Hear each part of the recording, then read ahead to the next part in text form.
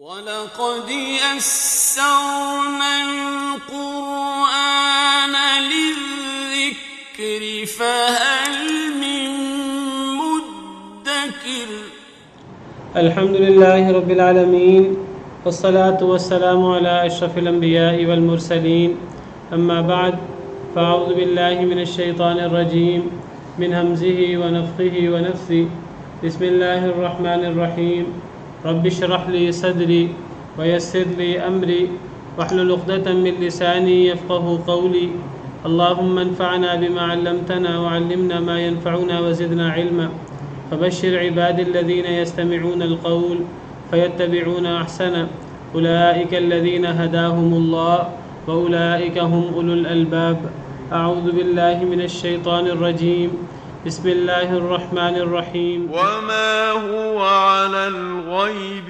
بضنين وما هو بقول شيطان رجيم فأين تذهبون إن هو إلا ذكر للعالمين لمن شاء منكم أن يستقيم وما تشاءون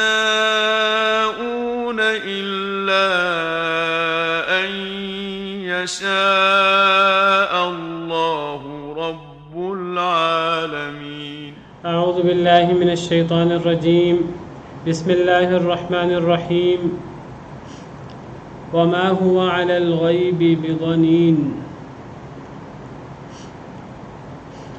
نبی کریم صلی اللہ علیہ وسلم کے حوالے سے بات چیت جاری ہے۔ اللہ تعالیٰ نے قسم کھا کر فرمایا پچھلی آیات میں، ستاروں کی قسم اٹھائی، رات کی اور صبح کی قسم اٹھائی کہ نبی کریم صلی اللہ علیہ وسلم پر جو اللہ کی وحی اترتی ہے اور نبی کریم صلی اللہ علیہ وسلم اسے لوگوں تک پہنچاتے ہیں، اللہ نے قسم کھا کر فرمایا کہ یہ جو آپ پر اترنے والی وحی ہے یہ رسول کریم کا قول ہے، یہ معزز فرشتے کا قول ہے، سیدنا جبریل علیہ السلام کی بات ہے۔ آپ کے قلب پر اس وحی کا القاء رسول کریم جبریل امین علیہ السلام نے کیا ہے، جن کی آگے صفات ہیں کہ وہ قوت والے ہیں، عرش والے کے ہاں بڑے مقام والے ہیں، وہاں یعنی آسمانوں میں ان کی اطاعت ہوتی ہے، پھر وہ امانت دار بھی ہیں۔ اور آگے پھر اللہ نے فرمایا وما صاحبکم بمجنون، اے قریش، اے کفار مکہ، تمہارا ساتھی یعنی محمد صلی اللہ علیہ وسلم یہ بھی مجنون نہیں ہے۔ وَلَقَدْ رَآهُ بِالْأُفُقِ الْمُبِينِ، البتہ تحقیق انہوں نے دیکھا ہے اس کو، یعنی اس رسول کریم یعنی معزز رسول جبریل امین علیہ السلام کو، یعنی محمد صلی اللہ علیہ وسلم نے جبریل امین کو دیکھا ہے بالافق المبین، آسمان کے واضح کنارے پر۔ کل اس کی تفصیل سے وضاحت ہو چکی ہے کہ یہاں نبی کریم صلی اللہ علیہ وسلم کا سیدنا جبریل امین علیہ السلام کو دیکھنا مراد ہے، جیسے سیاق و سباق سے بالکل واضح ہے۔ اور نبی کریم صلی اللہ علیہ وسلم نے سیدنا جبریل امین علیہ السلام کو افق مبین میں پہلی مرتبہ ان کی اصل شکل میں دیکھا تھا۔ یہ ان دو مرتبہ میں سے ایک مرتبہ ہے۔ نبی کریم صلی اللہ علیہ وسلم نے سیدنا جبریل امین علیہ السلام کو ان کی اصل شکل میں صرف 2 مرتبہ دیکھا ہے پوری زندگی میں۔ اگرچہ سیدنا جبریل امین علیہ السلام آپ پر بار بار وحی لاتے رہے ہیں، سینکڑوں مرتبہ، ہزاروں مرتبہ، اللہ کو پتہ ہے کہ کتنی مرتبہ سیدنا جبریل امین علیہ السلام آپ پر وحی لے کر آئے ہیں۔ کبھی سیدنا جبریل امین علیہ السلام آپ پر جب وحی لاتے تو کبھی تو حضرت جبریل امین علیہ السلام انسان کی شکل میں آتے، اور کبھی سیدنا جبریل امین علیہ السلام انسان کی شکل میں نہ آتے، سلسلۃ الجرس گھنٹی کی آواز کی طرح وحی ہوتی، اور وہ نبی کریم صلی اللہ علیہ وسلم پر مشکل ہوتی، مشقت والی ہوتی، جس طرح صحیح بخاری کی احادیث میں ذکر ہے۔ اور کبھی سیدنا جبریل امین علیہ السلام نبی کریم صلی اللہ علیہ وسلم پر وحی لاتے اور اپنی اصل فرشتے کی شکل میں جو ایک بڑی عظیم خلقت والی شکل ہے، جو ان کی اصل شکل ہے، اس میں آتے، تو یہ 2 مرتبہ نبی کریم صلی اللہ علیہ وسلم نے حضرت جبریل امین علیہ السلام کو ان کی اصل شکل میں دیکھا ہے، جو ان کی فرشتے والی شکل ہے۔ ایک مرتبہ افق مبین میں، جس کا ذکر یہاں سورہ تکویر میں آیت نمبر 23 میں موجود ہے، اور اسی کا ذکر سورہ نجم کی شروع کی 10، 11، 12 آیات میں ہے، جہاں ذکر ہے ذو مرۃ فاستوى وهو بالافق الاعلی، وہ افق اعلیٰ میں تھے، ثم دنا فتدلی، پھر وہ قریب آئے، مزید قریب ہوئے، فکان قاب قوسین او ادنی، پھر وہ 2 کمانوں کے برابر یا اس سے بھی قریب ہو گئے، فاوحى الی عبدہ ما اوحى، پھر انہوں نے اللہ کے بندے پر وحی کی جو بھی وحی کی، یا اللہ نے وحی کی اپنے بندے پر جبریل کے واسطے سے جو بھی وحی کی۔ تو سورہ نجم کی شروع کی آیات میں اسی پہلے واقعے کا ذکر ہے جو جیاد میں پیش آیا تھا، اور سیدنا جبریل امین علیہ السلام کو نبی کریم صلی اللہ علیہ وسلم نے ان کی اصل شکل میں افق مبین پر افق اعلیٰ میں دیکھا تھا۔ وہ کرسی پر بیٹھے ہوئے تھے اور ان کے 600 پر تھے، اور انہوں نے آسمان کے پورے کنارے کو گھیر رکھا تھا، جس طرح صحیح حدیث میں مختلف روایات سے پتہ لگتا ہے۔ پھر نبی کریم صلی اللہ علیہ وسلم نے حضرت جبریل امین علیہ السلام کو دوسری مرتبہ بھی دیکھا، وہ معراج کے موقع پر دیکھا، وَلَقَدْ رَآهُ نَزْلَةً أُخْرَى عند سدرۃ المنتہا، سدرۃ المنتہا کے پاس، عندہا جنت المأویٰ، جہاں جنت المأویٰ ہے۔ یہ معراج کے موقع پر ہوا، اور اس کا ذکر سورہ نجم کی اگلی آیات میں ہے۔ تو بہرحال یہ ہم نے کل تفصیل سے پڑھ لیا ہے۔ جب اللہ تعالیٰ نے نبی کریم صلی اللہ علیہ وسلم کا، سیدنا جبریل امین علیہ السلام کا، دونوں کا ذکر فرمایا کہ نبی کریم صلی اللہ علیہ وسلم پر جو وحی آتی ہے وہ شیطانوں کی طرف سے نہیں آتی، جس طرح کفار بدبخت اظہار کرتے تھے، بلکہ نبی صلی اللہ علیہ وسلم پر وحی آتی تھی جبریل کے واسطے سے، جبریل اللہ کا پیغام لاتے تھے، اور کس طرح نبی صلی اللہ علیہ وسلم نے جبریل امین علیہ السلام کو ان کی اصل شکل میں دیکھا۔ پھر اب اللہ تعالیٰ نبی صلی اللہ علیہ وسلم کے حوالے سے بات آگے بیان فرما رہے ہیں۔ اللہ فرماتے ہیں وَمَا هُوَ عَلَى الْغَيْبِ بِضَنِينٍ، اور نہیں ہیں وہ، یعنی محمد صلی اللہ علیہ وسلم، جن کا پیچھے وَمَا صَاحِبُكُمْ کہہ کر ذکر ہوا آیت نمبر 22 میں، آیت نمبر 23 میں اب انہی کا ذکر آگے جاری ہے۔ اور نہیں ہیں وہ، یعنی محمد صلی اللہ علیہ وسلم، علی الغیب، غیب پر، بضنین، بخیل۔ محمد صلی اللہ علیہ وسلم تمہارے نبی، تمہارے ساتھی، وہ مجنون بھی نہیں ہیں، انہوں نے جبریل امین علیہ السلام کو ان کی اصل شکل میں بھی دیکھا ہے، پہلی مرتبہ جہاد میں، افق مبین میں، اور وما هو علی الغیب بضنین، اور وہ غیب پر بخیل بھی نہیں ہیں، غیب پر بخیل بھی نہیں ہے۔ اس سے کیا مراد ہے؟ اس سے مراد ہے کہ نبی کریم صلی اللہ علیہ وسلم پر وحی ہوتی ہے اللہ کی طرف سے، جس کا پچھلی آیات میں ذکر ہوا، جو اللہ کی طرف سے ہوتی ہے جبریل امین علیہ السلام کے واسطے سے، قرآن کی جو وحی ہے۔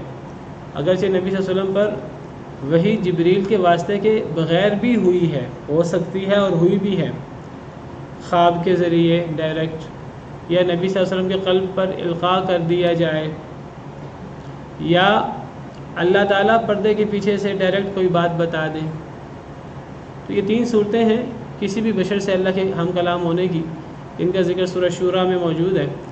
ما كان لبشر ان يكلمه الله الا وحيا او من وراء حجاب او يرسل رسولا فيوحي باذنه ما يشاء۔ تو نبی صلی اللہ علیہ وسلم پر جو اللہ کی طرف سے وحی اترتی تھی، تو اللہ تعالیٰ فرما رہے ہیں کہ نبی صلی اللہ علیہ وسلم اس وحی پر، جس وحی کو غیب بھی کہتے ہیں، اس وحی کو جو نبی صلی اللہ علیہ وسلم پر اترتی تھی جبریل کے واسطے سے یا جبریل کے واسطے کے علاوہ، اس وحی کو غیب بھی کہا جاتا ہے۔ اللہ تعالیٰ فرماتے ہیں کہ نہیں ہے وہ، یعنی محمد صلی اللہ علیہ وسلم، علی الغیب، غیب پر، یعنی اس وحی پر، بضنین، بخیل۔ بخیل کسے کہتے ہیں؟ بخیل اسے کہتے ہیں جس کے پاس کوئی بڑا خزانہ ہو، جس کے پاس کوئی بڑی مالیت والی شے ہو، اور وہ اس پر جم کے بیٹھا رہے، وہ اس کو آگے بتائے نہیں، آگے پھیلائے نہیں۔ انسان کے پاس جو نعمت ہو، انسان کو اس نعمت کو اپنے ہاتھ میں رکھنے کی بجائے انسان کو خود استعمال کرنے کے ساتھ ساتھ دوسروں کو بھی اس نعمت میں شریک کرنا چاہیے، وہ مال ہو یا وہ علم ہو یا وہ اس طرح کی کوئی بھی چیز ہو۔ کوئی صلاحیت ہو۔ تو اللہ فرماتے ہیں کہ تمہارے ساتھی نبی صلی اللہ علیہ وسلم وہ غیب پر بخیل بھی نہیں ہیں، یعنی ان پر جو وحی اتری ہے جو بہت بڑی نعمت ہے اللہ تعالیٰ کی، دنیا جہاں کے مال و دولت سے، دنیا جہاں کے خزانوں سے بڑی نعمت ہے کہ اللہ نے انہیں وحی سے سرفراز فرمایا ہے، اللہ نے انہیں وحی کی دولت دی ہے۔ تو یہ جو وحی کی دولت، یہ جو اللہ نے آپ پر نازل فرمایا قرآن احادیث مبارکہ، یہ جو وحی ہے جس کو غیب بھی کہتے ہیں، نبی صلی اللہ علیہ وسلم اس وحی پر، اس غیب پر بخیل نہیں ہے کہ آپ اس کو اپنے پاس محفوظ رکھیں، آپ اس کو اپنے پاس چھپا کے رکھیں، آپ امت کے سامنے اس کا اظہار نہ کریں، امت تک وہ بات پہنچائیں نہیں، یا بعض باتیں پہنچا دیں بعض باتیں نہ پہنچائیں، کچھ باتیں آپ اپنے حد تک محدود رکھیں نہیں۔ اللہ نے جو کچھ آپ پر وحی فرمایا ہے، جو کچھ آپ پر اللہ نے غیب سے آپ کو مطلع فرمایا ہے، وہ آپ ذمہ دار تھے کہ اس کو آگے پہنچائیں، آپ نے اس کو آگے پہنچا دیا ہے، آپ نے کسی قسم کا بخل کا مظاہرہ نہیں کیا، کیونکہ آپ کی ذمہ داری تھی۔ یا ایھا الرسول بلغ ما انزل الیک من ربک، اے رسول صلی اللہ علیہ وسلم پہنچا دیجئے جو کچھ آپ پر آپ کے رب کی طرف سے نازل ہوا۔ یہ تو ایک عام امتی کی ذمہ داری ہے، اسے کوئی دین کی بات پتہ لگے، اسے کوئی اللہ کے رسول کی کوئی بات پتہ لگے، قرآن کریم کی بات پتہ لگے، کوئی صحیح حدیث مبارکہ کی بات پتہ لگے، تو ایک عام امتی کی ذمہ داری ہے، ایک آیت بھی پتہ لگے، ایک حدیث بھی پتہ لگے تو آگے پہنچا دے۔ بلغوا عنی ولو آیا، حدیث مبارکہ ہے کہ اے میرے صحابہ، اے میرے امتیوں، پہنچا دو میری طرف سے اگر سے ایک آیت کیوں نہ ہو، اگر تمہیں ایک آیت کا بھی علم ہو جائے تو اس آیت کو آگے پہنچانا تمہاری ذمہ داری ہے۔ جب امتیوں کی یہ ذمہ داری ہے تو کیا نبی کی ذمہ داری نہیں ہے جو اس پر وحی اترے وہ اس وحی کو آگے پہنچائے؟ یہ نبی کی بنیادی ذمہ داری یہی تھی کہ آپ پوری دنیا میں اللہ کا پیغام پہنچا دیں۔ هو الذی ارسل رسولہ بالہدی ودین الحق لیظہرہ علی الدین کلہ۔ تو نبی صلی اللہ علیہ وسلم نے اللہ کے اس حکم کو، اس وحی کو، اس غیب کو آگے پہنچایا ہے، بخل کا مظاہرہ نہیں کیا۔ یا ایھا الرسول بلغ ما انزل الیک من ربک، اے رسول جو کچھ آپ پر آپ کے رب کی طرف سے اترا ہے آگے پہنچا دیجیے۔ کل ہم نے حدیث بھی پڑھی ترمذی میں سیدہ عائشہ رضی اللہ عنہا کی، اور یہ حدیث ہم صحیح مسلم میں بھی تفصیل کے ساتھ پڑھ چکے ہیں۔ اس میں ہم نے پڑھا کہ سیدنا عائشہ نے 3 باتیں فرمائی کہ جو بندہ ان 3 باتوں میں سے کسی بات کا دعویٰ کرے تو اس نے اللہ پر بہت بڑا جھوٹ باندھا، جن میں سے پہلی بات حضرت عائشہ نے یہ فرمائی کہ جو شخص یہ دعویٰ کرے کہ نبی صلی اللہ علیہ وسلم نے اللہ کو دیکھا ہے، یعنی دنیا میں اپنی آنکھوں سے، سر کی آنکھوں سے، تو یہ اس فقط اعظم علی اللہ الفریہ، اس نے اللہ پہ بہت بڑا جھوٹ باندھا ہے۔ حضرت مسروق کہنے لگے کہ کیا آپ نے اللہ کو دیکھا ہے؟ حضرت عائشہ فرمانے لگی میرے تو رونگٹے کھڑے ہو گئے تمہاری یہ بات سن کر، تم اتنی بڑی بات کتنے آرام سے کہہ رہے ہو؟ یہ بات کوئی اتنے آرام سے کہنے والی اور لا علمی میں کہنے والی، ایسے ہی عقیدت میں کہنے والی نہیں ہے، یہ بڑی عقیدے کی بات ہے، اس کو سوچ سمجھ کے اور دلائل کے ساتھ اس بات کو کہنا چاہیے۔ یہ اللہ رب العالمین کے بارے میں، اللہ کے نبی صلی اللہ علیہ وسلم کے بارے میں بات ہے، اس کو ولا تقف ما لیس لک بہ علم، جس کا علم نہ ہو اس کے پیچھے نہیں پڑنا چاہیے، دلائل کی روشنی میں اس پہ بات کرنی چاہیے۔ حضرت عائشہ نے دلائل کی روشنی میں ثابت کیا کہ یہ بہت بڑا ایک جھوٹ ہے اگر یہ دعویٰ کیا جائے کہ نبی صلی اللہ علیہ وسلم نے اللہ کو دیکھا ہے۔ اور دوسری بات فرمائی کہ جو شخص یہ دعویٰ کرے کہ نبی صلی اللہ علیہ وسلم کل کی بات جانتے ہیں یا نبی صلی اللہ علیہ وسلم غیب کی باتیں جانتے ہیں، وہ خاص طور پہ 5 باتیں جس کا ذکر قرآن کریم میں ہے، ان اللہ عنده علم الساعة وینزل الغیث ویعلم ما فی الارحام وما تدری نفس ماذا تکسب غدا وما تدری نفس بأی ارض تموت۔ یہ 5 باتیں جو سورہ لقمان کی آخری آیت میں ہیں، ان کو مفاتیح الغیب قرار دیا گیا ہے، سورہ انعام میں بھی اور حدیث مبارکہ میں بھی۔ تو جو شخص یہ دعویٰ کرے نبی صلی اللہ علیہ وسلم کو غیب کی باتیں یا ان 5 باتوں میں سے کسی بات کا پتہ ہے، اس نے اللہ پر بہت بڑا جھوٹ باندھا۔ حالانکہ اللہ فرماتے ہیں قل لا یعلم من فی السماوات والارض الغیب الا اللہ، کہہ دیجئے آسمان و زمین میں کوئی غیب نہیں جانتا سوائے اللہ کے۔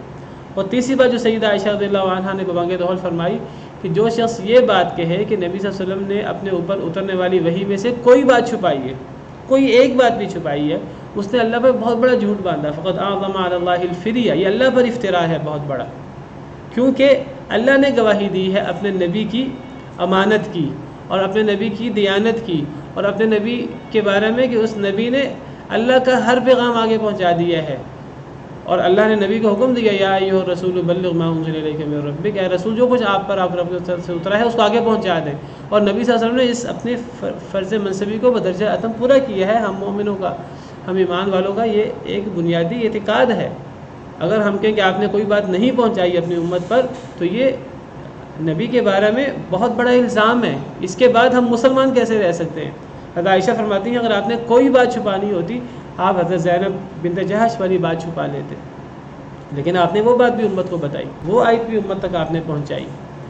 تو یہ مطلب ہے وما هو علی الغیب بضنین، تمہارے ساتھی نبی صلی اللہ علیہ وسلم وہ غیب کے بارے میں، وحی کے بارے میں بخیل نہیں ہے. جو کچھ وحی ان پر اتری ہے وہ اس وحی کو آگے پہنچا دیتے ہیں. جی اللہ تعالیٰ انتظار کرتے ہیں. کیا ہم کو یہ ہوتا ہے کہ اللہ تعالیٰ کو شرک پوری کرنے کے لیے کہ میری موت ایسے واقع ہونی ہے، میں وہ کام کروں تو مجھے مجبوراً باہر نکلنا پڑے گا یا ٹکٹ جہاز کی تبدیل کرنی پڑے گی تو میں اس انتظار کے تحت تبدیل کر لوں گا. کیا انسان میں بھی القاء ہوتا ہے؟ انسان پہ بھی القاء ہوتا ہے. کوئی بات اللہ کی طرف سے انسان کے دل میں آ سکتی ہے، جس طرح انسان کو خواب آ سکتا ہے اور وہ خواب اللہ کی طرف سے بھی سچے خواب بھی ہوتے ہیں.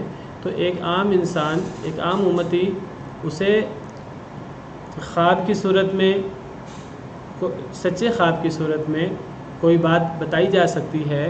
اسے سچے خواب کے علاوہ اس کے دل میں اللہ تعالیٰ کوئی اچھی بات، کوئی خیر کی بات ڈال دے. ہم جو بھی اچھی بات کرتے ہیں، جو بھی اچھا کام کرتے ہیں اللہ کی توفیق سے ہوتا ہے، اللہ کے بتانے سے ہوتا ہے. جس طرح ہم کوئی غلط کام کریں تو اگرچہ اس کے پیچھے بھی اللہ کا حکم ہوتا ہے اور اس میں شیطانوں کا وسوسہ شامل ہوتا ہے، جو اچھی بات ہم کریں تو وہ اللہ کے فرشتے ہمیں ہمارے دل میں القاء کرتے ہیں اور گویا کہ اللہ کی طرف سے وہ بات ہمارے دل میں آتی ہے، اللہ کی طرف سے، اللہ کے فرشتوں کی طرف سے.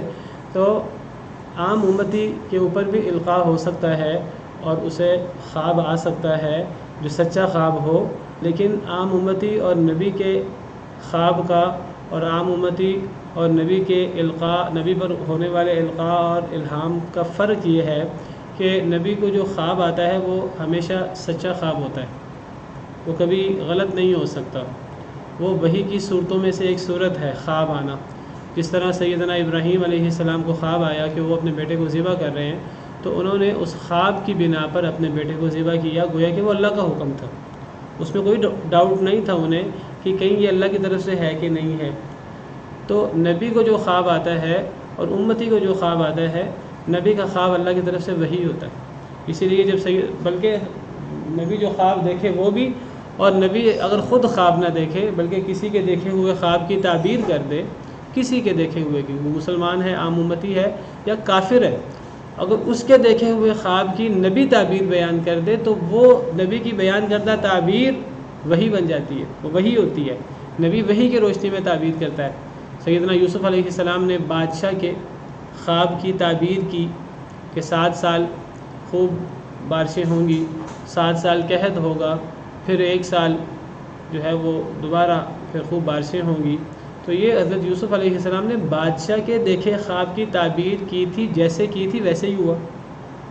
حضرت یوسف علیہ السلام نے جیل کے 2 قیدیوں کے دیکھے گئے خواب کی تعبیر کی. وہ دونوں کافر تھے، یوسف کے دین پر نہیں تھا. حضرت یوسف نے انہیں تبلیغ کی، بعد میں خواب کی تعبیر بیان کرنے سے پہلے انہیں تبلیغ کی.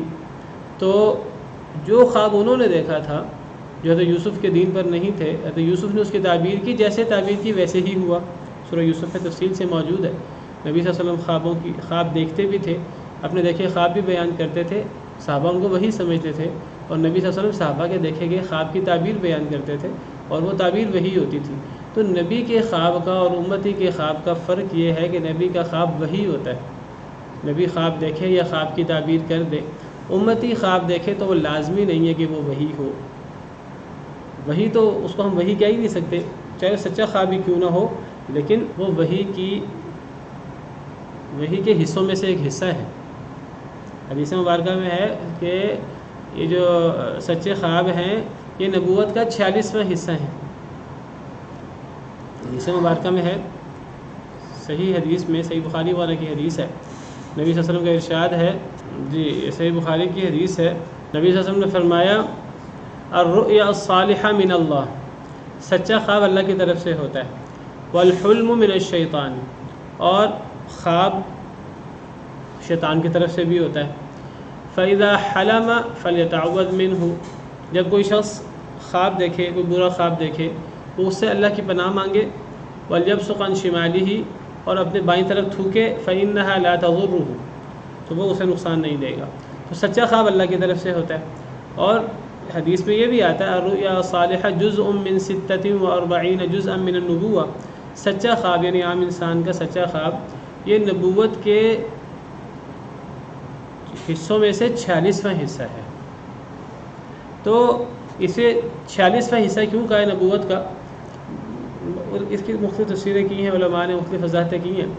بعض علماء نے کہا کہ اس کا مطلب یہ ہے نبی صلی اللہ علیہ وسلم کو اصل میں جب آپ نبی بنے تو نبی بننے سے پہلے غار حرا میں آپ پر وحی آئی پہلی، تو اس سے پہلے آپ کو 6 مہینے سچے خواب آتے رہے، تو جو آپ خواب دیکھتے تھے تو وہ بالکل سچا پورا ہوتا تھا۔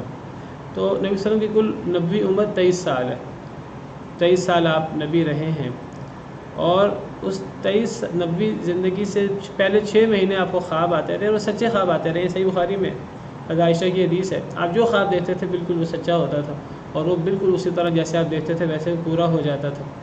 تو چونکہ وہ 6 مہینوں کی وہ 23 سالہ نبوی زندگی کے ساتھ نسبت اگر آپ دیکھیں، تناسب دیکھیں، تو وہ 1 اور 46 کا ہے۔ 1 سال کا اور 23 سال کی کیا نسبت ہے؟ 1 اور 23 کی۔ اور اگر 6 مہینے کی اور 23 سال کی نسبت آپ اس میں دیکھیں تو ریشو کیا بنے گی؟ 1 اور 46 کی۔ یعنی جس طرح وہ 6 مہینوں کے خوابوں کی حیثیت تھی، تو ایک مومن کو بھی اس طرح سچا خواب آ سکتا ہے، لیکن ضروری نہیں ہے مومن کے سارے خواب بھی سچے ہوں، یہ ضروری نہیں ہے، وہ جھوٹا بھی ہو سکتا ہے، چاہے وہ ظاہراً اچھا ہی کیوں نظر نہ آ رہا ہو، وہ شیطان کی طرف سے بھی ہو سکتا ہے۔ تو مومن کو یہ یقین نہیں ہوتا کہ جو میں نے خواب دیکھا ہے اللہ کی طرف سے ہے کہ نہیں، لیکن مومن کو سچا خواب بھی آ سکتا ہے، اور اس خواب میں اسے کوئی بشارت وغیرہ بھی مل سکتی ہے۔ صحابہ کرام نے کئی دفعہ جنت وغیرہ کے بارے میں، بعض ساتھیوں کے بارے میں جنت کے خواب دیکھے، بعد والے تابعین وغیرہ کی طرف سے بھی ایسی کچھ باتیں ملتی ہیں سکہ لوگوں سے۔ تو اس سے کوئی انسان یہ خواب، ایسے خواب آ جائیں تو وہ کیش کرانے کے لیے، وہ اپنا لوگوں میں مقام مرتبہ بلند کرنے کے لیے، بیان کرنے کے لیے، لوگوں سے فائدے بٹورنے کے لیے ایسے خواب نہیں ہوتے۔ اگر کسی کو اس قسم کا خواب آ جائے جس میں کوئی بشارت ہو، تو یہ اس کے اپنے لیے ایک بشارت ہوتی ہے، وہ اس سے دل کے اندر خوشخبری لے سکتا ہے۔ اس کو المبشرات بھی کہا گیا، یہ بشارت دینے والی چیزیں ہیں۔ تو سچا خواب ایک امتی کو بھی آ سکتا ہے، ضروری نہیں کہ وہ سچا ہو، لیکن سچا خواب بھی امتی کو آ سکتا ہے، جو نبوت کے 46 حصوں میں سے ایک ہے۔ اسی طرح امتی کے دل میں کوئی اچھی بات القاء بھی ہو سکتی ہے۔ اللہ تعالیٰ قرآن کریم میں فرماتے ہیں وَنَفْسٍ وَمَا سَوَّاهَا فَأَلْهَمَهَا فُجُورَهَا وَتَقْوَاهَا، نفس کی قسم، اور جس نے نفس کو پیدا کیا اس کی قسم، یعنی اللہ کی۔ فَأَلْهَمَهَا فُجُورَهَا وَتَقْوَاهَا، اس اللہ نے اس نفس میں اچھی باتیں بھی الہام کی اور فسق و فجور کی باتیں بھی الہام کی۔ تو اچھی بات انسان کے دل میں اللہ کی طرف سے آ سکتی ہے، لیکن یہ یقین نہیں ہوتا کہ وہ اچھی بات بھی ہے کہ نہیں۔ ممکن ہے انسان سمجھ رہا ہو کہ یہ اچھی بات ہے، اور انسان سمجھ رہا ہو کہ اللہ کی طرف سے ہے، اور ممکن ہے کہ وہ ظاہراً اچھی بات ہو، اصل میں اچھی بات نہ ہو۔ تو مومن یقین سے نہیں کہہ سکتا کہ یہ میرے دل میں اچھی بات آئی اور اللہ کی طرف سے آئی، لیکن نبی کے دل میں، نبی پر اترنے والی وحی کی صورتوں میں سے ایک صورت یہ ہے کہ فرشتے کے واسطے کے بغیر نبی کے دل میں کوئی بات القاء ہو جائے، اور وہ جب نبی کے دل میں کوئی بات القاء ہوتی ہے تو نبی کا وہ وحی ہوتی ہے، جس طرح فرشتے کے واسطے سے وحی ہوتی ہے، جس طرح خواب کے ذریعے نبی پر وحی ہوتی ہے، تو نبی پر القاء کے ذریعے وحی ہوتی ہے، اور وہ حتمی ہوتی ہے۔ یہ نبی کا اور امتی کا فرق ہے۔ یہ تو حدیث میں تھوکنے کا لفظ ہے، اس میں باقاعدہ تھوک دینا ہے، ویسے بائیں طرف تھوک اسلام کرے تو باقاعدہ تھوک دے پورا نہیں، اس میں انسان اس انداز سے تھتکارے کہ تھوڑے سے ذرے بھی تھوک کے لعاب کے پیر گرے، بس جو علماء سے سنا ہے وہ اسی طرح سنا ہے کہ انسان تھتکارے۔ جی واللہ عالم۔ تو بات ہو رہی تھی غیب کی اور وحی کی، کہ نبی صلی اللہ علیہ وسلم پر جو اللہ کی طرف سے وحی اترتی ہے، جس کو غیب کہتے ہیں، نبی صلی اللہ علیہ وسلم اس پر بخیل نہیں ہے، تو یہ تو گویا کہ یہ آیت یہ واضح کر رہی ہے کہ نبی صلی اللہ علیہ وسلم نے اپنے اوپر اترنے والی ہر وحی کو آگے بیان کیا ہے، اور اس وحی کو غیب کہتے ہیں۔ اچھا، میں بار بار غیب کی تفسیر وحی سے کر رہا ہوں، کیا غیب کی تفسیر وحی سے کرنا صحیح ہے کہ نہیں؟ کیا غیب کو وحی کہہ سکتے ہیں؟ ہم بالکل کہہ سکتے ہیں، کیونکہ اللہ نے قرآن کریم میں وحی کے لیے لفظ غیب استعمال کیا ہے۔ قرآن کریم میں جگہ جگہ اللہ تعالیٰ نے وحی کے لیے لفظ غیب استعمال کیا ہے۔ اللہ تعالیٰ جہاں پرانے نبیوں کا قصہ بیان کرتے ہیں قرآن کریم میں، تو پھر اللہ اس کے بعد کیا فرماتے ہیں؟ اکثر قصوں کے بعد اس قسم کی آیتیں قرآن کریم میں عام ہیں۔ تلک من انباء الغیب نوحیہا الیک، سورہ ہود کی آیت ہے، سورہ ہود آیت نمبر 49۔ اللہ نے اس آیت سے پہلے حضرت نوح کا لمبا قصہ بیان کیا ہے جو 2-3 رکوع پر مشتمل ہے، 2-3 صفحات میں۔ تو یہ پچھلی آیت حضرت نوح کے بارے میں ہے، قیل یا نوح اہبط، حضرت نوح کا ذکر ہے پیچھے، اور جب حضرت نوح کا قصہ ختم ہوا تو یہ آخری آیت ہے حضرت نوح کے قصے کی، پھر آگے حضرت ہود کا قصہ شروع ہو رہا ہے، قوم عاد کا، حضرت ہود علیہ السلام اجمعین۔ تو جب اللہ نے حضرت نوح علیہ السلام کا قصہ مکمل کیا تو آخری آیت اس قصے کی کیا ہے؟ تلک من انباء الغیب نوحیہا الیک۔ کیا ترجمہ ہے اس کا؟ کہ یہ غیب کی خبریں ہیں جو ہم آپ پر وحی کر رہے ہیں، اے نبی صلی اللہ علیہ وسلم، یہ غیب کی خبریں ہم آپ پر وحی کر رہے ہیں۔ گویا کہ اللہ نے جو ہے وہ جو آپ پر پرانے قصے وحی ہو رہے تھے ان قصوں کو غیب کی خبر قرار دیا۔ وہ غیب کی خبر کو اللہ نے وحی اس لیے قرار دیا اور اس کو غیب کی خبر اس لیے کہا کہ جب تک نبی صلی اللہ علیہ وسلم پر وہ وحی نہیں ہوئی تھی قرآن کی صورت میں، یا نبی صلی اللہ علیہ وسلم پر صرف قرآن کی صورت میں وحی نہیں ہوتی تھی، آپ پر قرآن کے علاوہ بھی وحی ہوتی تھی، جس کو سنت ہم کہتے ہیں۔ حدیث مبارکہ میں ہے الا انی اوتیت القرآن ومثلہ معہ، خبردار مجھ پر قرآن بھی اترا ہے، مجھے قرآن کے علاوہ بھی مجھ پر وحی کی گئی ہے۔ تو نبی صلی اللہ علیہ وسلم پر جو وحی ہوتی تھی پرانے قصوں کے بارے میں، جب تک آپ پر وہ وحی نہیں ہوتی تھی اس وقت تک آپ کو اس کا پتہ نہیں ہوتا تھا، اس وقت تک وہ چیز آپ کے لیے غیب ہوتی تھی جب تک آپ پر ایک پرانے نبی کا قصہ اللہ نے وحی نہیں کیا۔ مثلا حضرت یوسف کا قصہ جب تک اللہ نے قرآن میں نہیں اتارا، جب تک اللہ تعالیٰ نے حضرت یوسف کے بارے میں نبی صلی اللہ علیہ وسلم پر کوئی سنت میں بھی کوئی وحی نہیں کی، اس وقت تک نبی صلی اللہ علیہ وسلم کے لیے حضرت یوسف کا قصہ غیب تھا، جس طرح عام لوگوں کے لیے غیب ہوتا ہے، نبی صلی اللہ علیہ وسلم کے لیے بھی وہ غیب تھا۔ نبی صلی اللہ علیہ وسلم کو اس غیب کے بارے میں معلومات کیسے پتہ لگی؟ جب نبی صلی اللہ علیہ وسلم پر وحی ہوئی۔ تو گویا کہ وحی غیب ہوتی ہے جس غیب کے ذریعے اللہ تعالیٰ جس غیب کو وحی سے ختم کر دیتے، تو اس وحی کو بھی غیب کی خبر کہتے ہیں۔ تو اللہ فرماتے ہیں یہ غیب کی خبریں ہیں جو ہم آپ پر وحی کر رہے ہیں۔ ما کنت تعلمها انت ولا قومك من قبل هذا، نہ آپ جانتے تھے، نہ آپ اور نہ آپ کی قوم انہیں، من قبل هذا، اس سے پہلے۔ حضرت یوسف کا قصہ بیان کیا تو اللہ وہاں فرماتے ہیں وَإِن كُنتَ مِن قَبْلِهِ لَمِنَ الْغَافِلِينَ، اے نبی صلی اللہ علیہ وسلم آپ اس قصے کے آپ پر اترنے سے پہلے آپ اس قصے کے بارے میں غافل تھے، آپ کو اس قصے کا پتہ نہیں تھا۔ تو نبی بھی وحی اترنے سے پہلے اس کے بارے میں لا علم ہوتا ہے، جب وحی اترتی ہے تو نبی اس غیب کے بارے میں اسے علم ہو جاتا ہے، اسے اللہ تعالیٰ اس غیب پر مطلع کر دیتے ہیں۔ جب نبی پر وہ غیب اللہ کھول دیتے ہیں جتنا اللہ نے کھولنا ہوتا ہے، یہ نہیں جب اللہ تعالیٰ کسی نبی کو کوئی غیب کی بات بتاتے ہیں تو پھر اللہ تعالیٰ اسے صرف غیب کی وہ بات نہیں بلکہ تمام جو غیب چیزیں ہیں ہر غیب کی بات اللہ کھول دیتے ہیں، ازل سے ابد تک ہر بات کھول دیتے ہیں۔ نہیں، اللہ نے جتنا بتانا ہوتا ہے اتنا اللہ بتا دیتے ہیں۔ حضرت یوسف کا قصہ اللہ نے بیان کیا تو حضرت یوسف کا قصہ بیان کیا، اس حضرت یوسف کے قصے سے نبی صلی اللہ علیہ وسلم کو کوئی ایسا قصہ جو حضرت یوسف کے قصے سے متعلق نہیں ہے وہ علم نہیں ہوا، جس کا ذکر حضرت یوسف کے قصے میں نہیں تھا اور جس کا ذکر حضرت یوسف کے قصے سے پہلے نازل نہیں ہوا، تو حضرت یوسف کے قصے سے باقی غیب کے قصوں کا آپ کو علم نہیں ہوا۔ جب اللہ نے باقی قصے آپ پر نازل کیے قرآن میں یا سنت میں تو آپ کو ان کا علم ہوا، باقی غیب کی باتیں اللہ نے نازل کی تو آپ کو علم ہوئی۔ وَعَلَّمَكَ مَا لَمْ تَكُنْ تَعْلَمْ، اللہ نے آپ کو وہ سکھایا جو آپ نہیں جانتے تھے، جتنا اللہ نے چاہا اتنا سکھا دیا، جتنا اللہ نے چاہا وہی اتار دی۔ تو جو بھی چیز آپ پر غیب تھی، پہلے آپ کو پتہ نہیں تھا، آپ لا علم تھے، جب اللہ نے وحی کے ذریعے وہ غیب پر آپ کو مطلع کر دیا، جتنا بتانا تھا اللہ نے بتا دیا، تو اللہ فرماتے ہیں نبی اس غیب پر، اس وحی پر بخیل نہیں ہے۔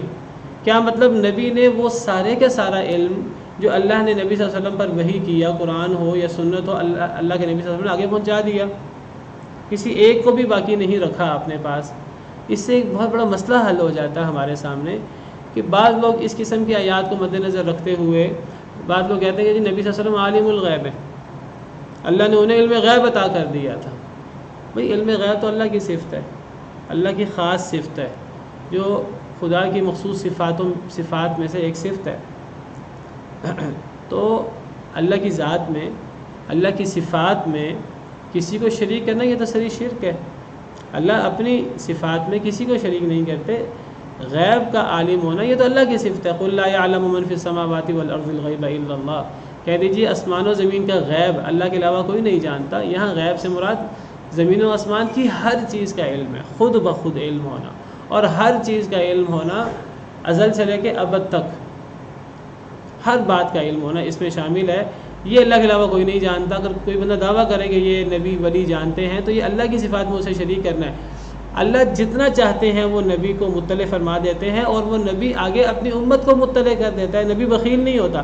اگر ہم اللہ نبی کو کوئی وحی کرے، ہم اس وحی کے نتیجے میں کہہ دیں نبی اب عالم الغیب بن گیا ہے، تو اس آیت کے روشنی میں نبی بخیل نہیں ہوتے۔ نبی وہ وحی کی بات آگے امت تک پہنچا دیتے ہیں، پھر امت کو بھی عالم الغیب ہو جانا چاہیے، پھر امت کے بھی ایک ایک فرد کو عالم الغیب ہو جانا چاہیے۔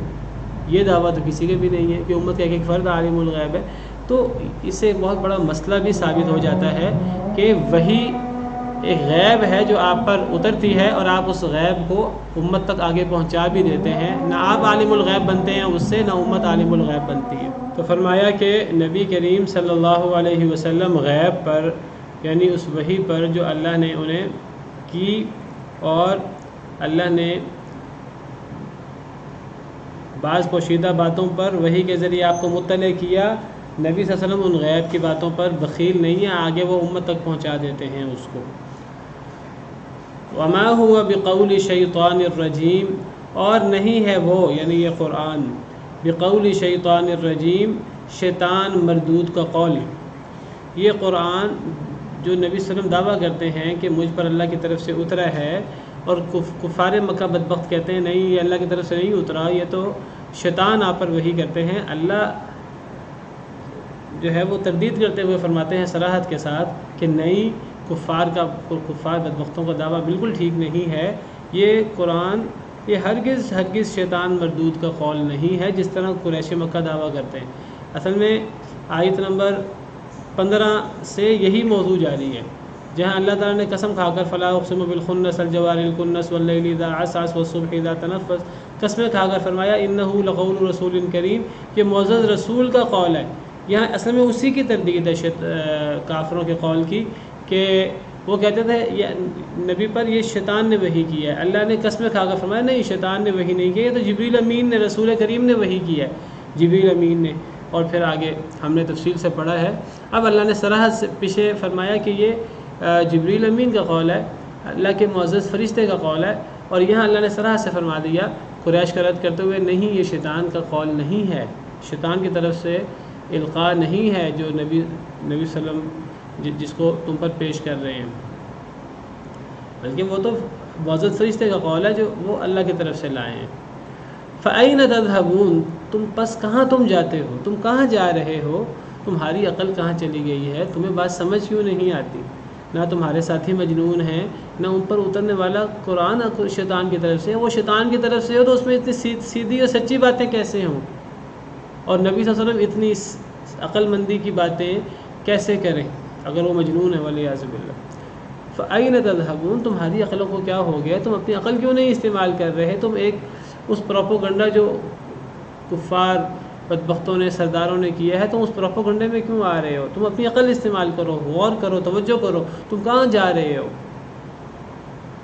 ان هو الا ذکر للعالمین، نہیں ہے وہ مگر نصیحت تمام جہان والوں کے لیے۔ جسے تم شیطان کا القاء کہہ رہے ہو، شیطان کا قول کہہ رہے ہو، وہ شیطان کا قول نہیں ہے، وہ تو جبریل امین کا القاء کیا ہوا ہے نبی پر اللہ کے حکم سے، وہ تو ذکر للعالمین ہے، وہ تو تمام جہان والوں کے لیے، صرف نبی کے لیے، صرف تمہارے لیے نہیں، پوری دنیا کے لیے اور رہتی دنیا کے لیے وہ ایک نصیحت ہے، وہ ایک ذکر ہے، جس طرح ہم نے پیچھے پڑھا سورہ عبسہ میں، کلا انہا تذکرہ، ہرگز نہیں، یہ تو ایک نصیحت ہے، فمن شاء ذکر، جو چاہے اس نصیحت کو حاصل کر لے، کوئی غریب حاصل کر لے تو وہ دنیا کا آخرت کا مالدار ترین اہم ترین بندہ بن جاتا ہے، اور کوئی دنیا کا مالدار ترین شخص، بڑا ہی عہدیدار صاحب اقتدار شخص اس نصیحت سے منہ موڑ لے، وہ دنیا کا اور آخرت کا بدترین بندہ بن جاتا ہے۔ ان الذين كفروا من اهل الكتاب والمشركين في نار جہنم خالدین فیہا اولئک هم شر البریہ، وہ لوگ جنہوں نے کفر کیا، اہل کتاب ہوں یا مشرک، وہ جہنم کی آگ میں ہوں گے جس میں ہمیشہ رہیں گے، اور یہ مخلوق میں سب سے بدتر لوگ ہیں۔ جو انکار کرے اللہ کا، اللہ کے نبی کا صلی اللہ علیہ وسلم اور قرآن کا، اللہ کی وحی کا، وہ بدترین مخلوق میں بدترین ہوتا ہے۔ اور جو ایمان لے آئے، ان الذین آمنوا وعملوا الصالحات اولئک هم خیر البریہ، جو ایمان لائے اور نیک عمل کرے، یہ تمام مخلوق میں سب سے افضل لوگ ہوتے ہیں، دنیا میں بھی آخرت میں بھی۔ تو یہ وہ نصیحت ہے، یہ وہ ذکر ہے جس ذکر کو تم شیطان کا قول کہہ رہے ہو۔ کتنی بڑی بات تم کہہ رہے ہو، تم غور کیوں نہیں کر رہے، تم کہاں جا رہے ہو؟ یہ تو تمام جہان والوں کے لیے ایک نصیحت ہے۔ لمن شاء منکم ان یستقیم، اس کے لیے جو چاہے تم میں سے یہ کہ وہ سیدھا رستہ اختیار کرے، یہ اس کے لیے نصیحت ہے جو سیدھا رستہ اختیار کرنا چاہتا ہے، جو صحیح رستے پر چلنا چاہتا ہے، جو صحیح رستے کا متلاشی ہے، جو اللہ کی رضا چاہتا ہے، جو اپنی دنیا با مقصد بنانا چاہتا ہے، جو دل کا سکون چاہتا ہے، جو سیدھے رستے پر گامزن ہونا چاہتا ہے، اس شخص کے لیے سب سے بڑی نصیحت تمام جہان والوں کے لیے یہ قرآن ہے۔ ان هو الا ذکر للعالمین کلا انہا تذکرہ فمن شاء ذکرہ۔ ہر شخص کو یہ نصیحت، یہ جو آپ سمجھیے کہ قیمتی موتی اور جواہرات سے بھی افضل ترین یہ جو چیز ہے، یہ ہر بندے کو حاصل نہیں ہوتی، یہ صرف اسے حاصل ہوتی ہے جو سیدھے رستے پر چلنا چاہتا ہے، جو اس کے لیے کوشش کرتا ہے، جو اس کے لیے محنت کرتا ہے، اس کو دل و جان سے لیتا ہے، شوق کرتا ہے۔ فرمایا وما تشاءون الا ان یشاء اللہ رب العالمین، اور نہیں تم چاہ سکتے مگر یہ کہ چاہے اللہ جو تمام جہان والوں کا رب ہے۔ اللہ فرماتے ہیں کبھی اس مغالطے میں نہ پڑنا کہ قرآن کو ہماری ضرورت ہے، اسلام کو ہماری ضرورت ہے، یہ نبی ہمیں دعوت دے رہے ہیں بار بار، تو شاید نبی کا کوئی فائدہ ہے اگر ہم اسلام قبول کر لیں۔ احسان جتلاتے کفار، منہ موڑتے جیسے اسلام کو ان کی ضرورت ہے، جیسے اللہ کو ان کی ضرورت ہے، جیسے نبی کو ان کی ضرورت ہے۔ اللہ کو، اسلام کو، نبی کو کسی کی کوئی ضرورت نہیں ہے، نہ مسلمانوں کو کسی کی کوئی ضرورت ہے۔ یہ تو ایک شخص کی ضرورت ہے کہ وہ مسلمان ہو جائے، ایک شخص کی ضرورت ہے کہ وہ قرآن پڑھے۔ قرآن پڑھنا اور قرآن حامل قرآن بننا یہ کسی شخص کا احسان نہیں ہے اللہ پر، نبی پر، قرآن پر، اسلام پر۔ اور نہ ہر شخص قرآن سمجھ سکتا ہے، نہ ہر شخص قرآن پڑھ سکتا ہے، نہ ہر شخص دین والا ہو سکتا ہے۔ کسی کا کوئی احسان نہیں ہے، یہ تو اللہ کا احسان ہے اگر اللہ کسی بندے کو اس رستے پر چلا دے۔ اور اللہ نے فرمایا کہ اگر تم چلنا بھی چاہو تو تم نہیں چل سکتے جب تک اللہ رب العالمین نہ چاہے۔ تو جو لوگ اس رستے پر گامزن ہیں، اسلام کے رستے پر، اللہ کے رستے پر، نبی کے رستے پر، قرآن کو اپنائے ہوئے ہیں، ان کا کوئی احسان نہیں ہے، ان پر اللہ کا بہت بڑا احسان ہے کہ اللہ نے ان کے لیے یہ رستہ پسند کیا ہے۔ اور جو لوگ اس رستے پر نہیں چل رہے تو اللہ نے ان بدبختوں کو چاہا ہی نہیں کہ وہ اللہ کے رستے پر چلیں، اللہ نے انہیں اس رستے کے لیے قبول ہی نہیں کیا۔ تو اللہ نے فرمایا جو چاہے تم میں سے یہ رستہ اختیار کر لے، جو چاہے گا شوق کے ساتھ، محنت کے ساتھ، کوشش کے ساتھ اللہ اس کو یہ رستہ دکھا دیں گے. لیکن اللہ نے فرمایا کہ تم اپنی مرضی سے چاہ بھی نہیں سکتے. جب تک اللہ نہ چاہے، اللہ کی مشیت ہوگی تو اللہ تمہارے دل میں اس کا شوق پیدا کریں گے. اللہ کی مشیت ہوگی تو اللہ تمہیں اس کی توفیق دیں گے.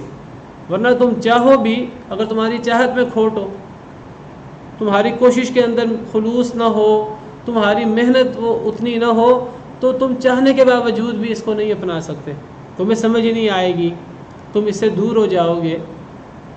اللہ نے فرمایا اِنَّكَ لَا تَهْدِي مَنْ أَحْبَبْتَ وَلَكِنَّ اللَّهَ يَهْدِي مَن يَشَاءُ.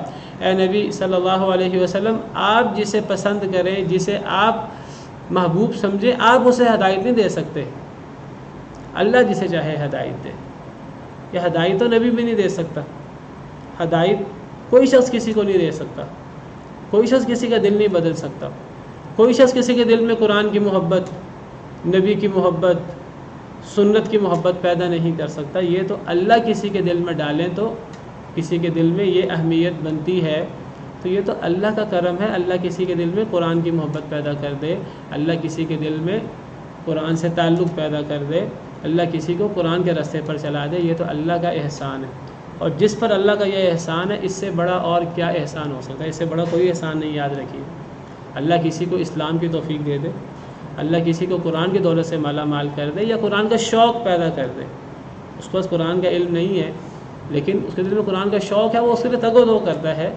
اس سے بڑا اللہ کا کوئی احسان نہیں. تو میں اس لیے اکثر ذکر کرتا ہوں کہ ہمارا کوئی احسان نہیں ہے کہ ہم قرآن پڑھنے کے لیے یہاں جمع ہیں. یہ تو اللہ کا احسان ہے. اللہ نے ہمارے لیے اس کو آسان کیا. اللہ نے ہمیں یہاں اکٹھا کر دیا. یہ اللہ کی توفیق ہے اور یہ اللہ کا احسان ہے ہمارے اوپر. کوئی انسان اپنی مرضی سے نہ سیدھا راستہ اختیار کر سکتا ہے، نہ اسلام قبول کر سکتا ہے، نہ نماز پڑھ سکتا ہے، کوئی کام نہیں کر سکتا. تو اللہ نے فرمایا کہ تمہارے دلوں میں شوق ہونا چاہیے. جس کے دل میں شوق ہوگا، کوشش ہوگی، پھر بھی اپنی مرضی سے وہ اس راستے پر نہیں چل سکتا. اللہ کی مشیت اس کے بارے میں ہوگی، اور اللہ کی مشیت ہوگی ایسے شخص کے بارے میں جس کے دل میں شوق ہو، جو کوشش کرے. اللہ اس کے لیے یہ رستہ آسان کریں گے، پھر وہ اس راستے پر چلے گا. قرآن کی آیت مد نظر رکھیں ہمیشہ، وَمَنْ أَرَادَ الْآخِرَةَ وَسَعَى لَهَا سَعْيَهَا وَهُوَ مُؤْمِنٌ فَأُولَٰئِكَ كَانَ سَعْيُهُم مَشْكُورًا. جو آخرت کا ارادہ کرے، آخرت کا ارادہ کرے یعنی آخرت کے لیے کوشش کرے، یعنی دنیا میں دین کو اپنائے. دنیا کے اندر یہ آخرت کی بات ہے، یہ آخرت کا ارادہ ہے. جو آخرت کا ارادہ کرتا ہے، بس یعنی اس کے دل میں شوق ہے، صرف شوق نہیں ہے. وَسَعَى لَهَا سَعْيَهَا، پھر وہ اس کے لیے کوشش بھی کرتا ہے. وَسَعَى لَهَا، صرف یہ نہیں فرمایا وَسَعَى لَهَا کوشش کرے، فرمایا وَسَعَى لَهَا سَعْيَهَا، اس کے لیے کوشش کرے، اپنی پوری کوشش، پوری تگ و دو اس کے لیے کرے. تمام اپنا وسائل، اپنا مال، اپنے سب کچھ اختیارات وہ اس کام کے لیے پھر استعمال کرے. جس طرح ہم دنیا حاصل کرنے کے لیے اپنے سارے وسائل استعمال کرتے ہیں، پھر وہ آخرت کے لیے، دین کے لیے وسائل استعمال کرے. وَهُوَ مُؤْمِنٌ، پھر وہ مخلص بھی ہو. فَأُولَٰئِكَ كَانَ سَعْيُهُم مَشْكُورًا، ان کی کوشش قابل قدر ہے اللہ کے ہاں. کیا مطلب اللہ کے ہاں قابل قدر ہے؟ اللہ ان کی کوشش کو قبول فرما کر ان کو اس راستے پر چلا دیتا ہے. اللہ ان کی کوشش کو ضائع نہیں کرتا. یعنی ان کی کوشش کافی نہیں ہے. ایک انسان کا آخرت کے بارے میں ارادہ کافی نہیں ہے، ایک انسان کی آخرت کے بارے میں پوری کوشش کافی نہیں ہے، ایک انسان کا آخرت کے بارے میں صرف پرخلوص ہونا کافی نہیں ہے. اللہ کی رضا سب سے پہلے ہے. اللہ کی رضا ہوگی تو وہ راستے پر چل سکے گا. اور اللہ نے فرمایا کہ میری رضا ہوتی ہے ایسے لوگوں کے لیے جو ارادہ کریں آخرت کا، کوشش کریں اور مخلص ہوں. ان کے لیے بھی اللہ کی مشیت لازمی ہے، اور اللہ کی مشیت ان کے لیے ہوتی ہے. تو یہ آیت بہت غور طلب ہے. وَمَا تَشَاءُونَ إِلَّا أَن يَشَاءَ اللَّهُ رَبُّ الْعَالَمِينَ. اللہ فرماتے ہیں کہ تم چاہ بھی نہیں سکتے مگر یہ کہ اللہ رب العالمین چاہے، تمہیں سیدھے راستے پر چلائے تو تم سیدھے راستے پر چل سکتے ہو. اپنی مرضی سے تو تم سیدھے راستے پہ بھی نہیں چل سکتے. تو یہ اللہ کا احسان ہے تمہارے اوپر. کبھی نماز کے لیے آئیں تو اللہ کا احسان سمجھیں، کبھی قرآن کے لیے آئیں تو اللہ کا احسان سمجھو کہ اللہ نے توفیق دی ہے. یہ ہم میں سے کسی کا کوئی احسان نہیں ہے. اس پر کبھی گمنڈ نہیں کرنا چاہیے، اس پر کبھی اترانا نہیں چاہیے کہ ہم فلاں نیکی کا کام کرتے ہیں. اگر کوئی ٹوٹا پھوٹا نیکی کا کام ہوتا ہے تو اللہ کی توفیق سے ہوتا ہے. انسان کو اس پر اللہ کا شکر ادا کرنا چاہیے. کہ اللہ نے ہمیں اس کی توفیق دی، اور اللہ سے پھر قبولیت کی دعا مانگنی چاہیے، ربنا تقبل منا انک انت السمیع العلیم وتب علینا انک انت التواب الرحیم. جس طرح حضرت ابراہیم حضرت اسماعیل نے اللہ سے دعا کی، خانہ کعبہ بنایا، اللہ کے حکم سے بنایا، اللہ نے انہیں توفیق دی، انہوں نے بنایا، پھر انہوں نے دعا کی کہ اللہ تعالیٰ اب ہم سے ہماری اس کوشش کو قبول فرما لے. تو بہت غور طلب آیت ہے، اللہ کا احسان ہے. اگر کوئی بندہ صحیح راستے پر چلے اللہ کی توفیق سے ہوتا ہے، اللہ کی توفیق کے بغیر کوئی بندہ سیدھے راستے پر نہیں چل سکتا. سبحان ربک رب العزت عما یصفون وسلام علی المرسلین والحمد للہ. في رحمه تحلو الحياة شوقا إلى